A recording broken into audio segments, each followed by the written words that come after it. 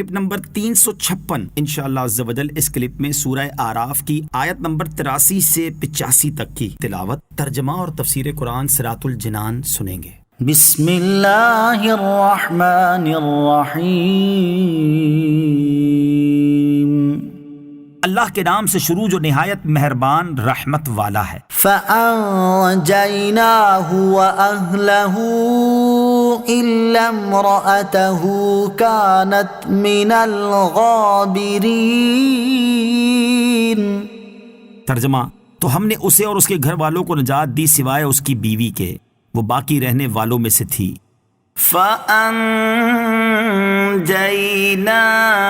وَأَهْلَهُ، تو ہم نے اسے اور اس کے گھر والوں کو نجات دی۔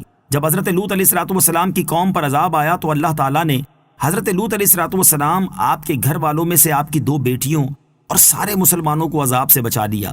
البتہ حضرت لوط علیہ السلام کی بیوی جس کا نام واہلہ تھا، وہ آپ پر ایمان نہ لائی بلکہ کافرہ ہی رہی، اپنی قوم سے محبت رکھتی اور ان کے لیے جاسوسی کرتی تھی، یہ عذاب میں مبتلا ہوئی۔ وَأَمْطَرْنَا عَلَيْهِمْ مَطَرًا فَانظُرْ كَيْفَ كَانَ عَاقِبَةُ الْمُجْرِمِينَ۔ ترجمہ، اور ہم نے ان پر بارش برسائی تو دیکھو مجرموں کا کیسا انجام ہوا۔ وَأَمْطَرْنَا عَلَيْهِمْ مَطَرًا، اور ہم نے ان پر بارش برسائی۔ حضرت لوط علیہ السلام کی قوم پر اس طرح عذاب آیا کہ اللہ تعالیٰ نے ان پر پتھروں کی خوفناک بارش برسائی کہ جو گھندک اور آگ سے مرکب تھے۔ ایک قول یہ ہے کہ بستی میں رہنے والے جو وہاں مقیم تھے وہ تو زمین میں دھسا دیے گئے، اور جو سفر میں تھے وہ اس بارش سے ہلاک کیے گئے۔ امام مجاہد رحمۃ اللہ تعالی علیہ نے کہا کہ حضرت جبریل علیہ السلام نازل ہوئے اور انہوں نے اپنا بازو قوم لوط کی بستیوں کے نیچے ڈال کر اس خطے کو اکھاڑ لیا اور آسمان کے قریب پہنچ کر اس کو اوندھا کر کے گرا دیا، اور اس کے بعد پتھروں کی بارش کی گئی۔ آیت وَأَمْطَرْنَا عَلَيْهِمْ مَطَرًا سے معلوم ہونے والے مسائل۔ اس آیت سے 2 مسئلے معلوم ہوئے۔ نمبر 1، یہ بدکاری تمام جرموں سے بڑا جرم ہے کہ اس جرم کی وجہ سے قوم لوط پر ایسا عذاب آیا جو دوسری عذاب پانے والی قوموں پر نہ آیا۔ نمبر 2، مجرموں کے تاریخی حالات پڑھنا اور ان میں غور کرنا بھی عبادت ہے تاکہ اپنے دل میں گناہوں سے نفرت پیدا ہو۔ اسی طرح محبوب قوموں کے حالات میں غور کرنا محبوب ہے تاکہ اطاعت کا جذبہ پیدا ہو۔ وَإِلَى مَدْيَنَ أَخَاهُمْ شُعَيْبًا قَالَ يَا قَوْمِ اعْبُدُوا اللَّهَ مَا لَكُمْ مِنْ إِلَٰهٍ غَيْرُهُ قَدْ جَاءَتْكُمْ بَيِّنَةٌ مِّن رَّبِّكُمْ فَأَوْفُوا الْكَيْلَ وَالْمِيزَانَ وَلَا تَبْخَسُوا النَّاسَ أَشْيَاءَهُمْ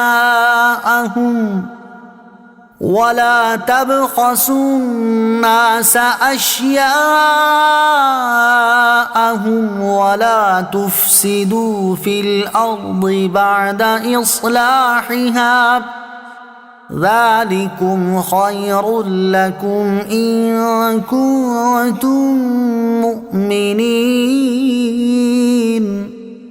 ترجمہ، اور مدین کی طرف ان کے ہم قوم شعیب کو بھیجا، انہوں نے فرمایا اے میری قوم، اللہ کی عبادت کرو اور اس کے سوا تمہارا کوئی معبود نہیں، بے شک تمہارے پاس تمہارے رب کی طرف سے روشن دلیل آ گئی، تو ناپ اور تول پورا پورا کرو اور لوگوں کو ان کی چیزیں کم کر کے نہ دو، اور زمین میں اس کی اصلاح کے بعد فساد نہ پھیلاؤ، یہ تمہارے لیے بہتر ہے اگر تم ایمان لاؤ۔ وَإِلَى مَدْيَنَ أَخَاهُمْ شُعَيْبًا، اور مدین کی طرف ان کے ہم قوم شعیب کو بھیجا۔ مدین حضرت شعیب علیہ السلام کے قبیلے کا نام ہے اور ان کی بستی کا نام بھی مدین تھا۔ اس بستی کا نام مدین اس لیے ہوا کہ یہ لوگ حضرت ابراہیم علیہ السلام کی اولاد سے ایک بیٹے مدین کی اولاد میں سے تھے۔ مدین اور مصر کے درمیان 80 دن کے سفر کی مقدار فاصلہ تھا۔ حضرت شعیب علیہ السلام بھی حضرت ابراہیم علیہ السلام کی اولاد سے ہیں۔ آپ علیہ السلام کی دادی حضرت لوط علیہ السلام کی بیٹی تھیں۔ حضرت شعیب علیہ السلام اہل مدین کے ہم قوم تھے اور آپ علیہ السلام انبیاء بنی اسرائیل میں سے نہ تھے۔ قد جاءتكم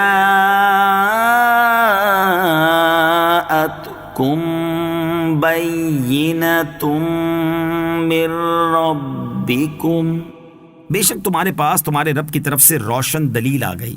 اس آیت سے ثابت ہوا کہ حضرت شعیب علیہ السلام معجزہ لے کر آئے تھے، البتہ قرآن پاک میں معین نہیں کیا گیا کہ ان کا معجزہ کیا اور کس قسم کا تھا۔ حضرت شعیب علیہ السلام کے معجزات میں سے ایک معجزہ یہ بھی ہے کہ آپ علیہ السلام نے حضرت موسیٰ علیہ السلام کو بکریاں تحفے میں دے کر فرمایا یہ بکریاں سفید اور سیاہ بچے جنیں گی، چنانچہ جیسے آپ علیہ السلام نے فرمایا ویسے ہی ہوا۔ فَأَوْفُوا الْكَيْلَ وَالْمِيزَانَ، تو ناپ اور تول پورا پورا کرو۔ حضرت شعیب علیہ السلام کی قوم میں شرک کے علاوہ بھی جو گناہ عام تھے ان میں سے ایک ناپ تول میں کمی کرنا، اور دوسرا لوگوں کو ان کی چیزیں کم کر کے دینا، اور تیسرا لوگوں کو حضرت شعیب علیہ السلام سے دور کرنے کی کوششیں کرنا تھا۔ حضرت شعیب علیہ السلام نے اپنی قوم کو ناپ تول میں کمی کرنے اور لوگوں کو ان کی اشیاء گھٹا کر دینے سے منع فرمایا، اور زمین میں فساد کرنے سے روکا، کیونکہ اس بستی میں اللہ تعالیٰ کے نبی تشریف لے آئے اور انہوں نے نبوت کے احکام بیان فرما دیے، تو یہ بستی کی اصلاح کا سب سے قوی ذریعہ ہے، لہٰذا اب تم کفر و گناہ کر کے فساد برپا نہ کرو۔